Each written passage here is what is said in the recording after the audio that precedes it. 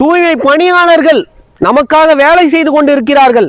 சாலை எங்கும் இருக்கும் குப்பைகளை தூய்மை பணியாளர்கள் தான் அகற்றுகிறார்கள். அந்த குப்பைகளை எல்லாம் தூய்மை பணியாளர்கள் தான் அகற்றுகிறார்கள். நாம் இருக்கும் தெருவில் குப்பைகள் இருந்தால் அகற்றுவது தூய்மை பணியாளர்கள் தான். சாக்கடையை சரி செய்வது தூய்மை பணியாளர்கள் தான். துர்நாற்றங்களை சரி செய்வது தூய்மை பணியாளர்கள் தான். நமக்காக தான் வேலை செய்து கொண்டிருக்கிறார்கள். நாம் மறந்துவிடக் கூடாது. இதை நினைக்காத வாழ்வு வாழ்வா? குப்பைகள் தேங்கினால் துர்நாற்றம் பரவும், காற்றில் துர்நாற்றம் பரவும், நோய் தொற்று பரவும், குழந்தைகளுக்கு நோய் வரும், மனிதர்களுக்கு நோய் வரும், நமக்கு நோய் வரும்.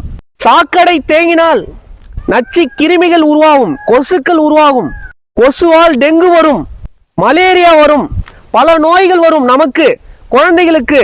இதையெல்லாம் சுத்தம் செய்து, இந்த குப்பைகள் எல்லாம் சுத்தம் செய்து நமக்கு நோய் வராமல் தடுப்பது தூய்மை பணியாளர்கள் தான். இதை என்னைக்காவது நாம் சிந்தித்து பார்த்திருப்போமா? இதை சிந்திக்காத வாழ்வு வாழ்வா?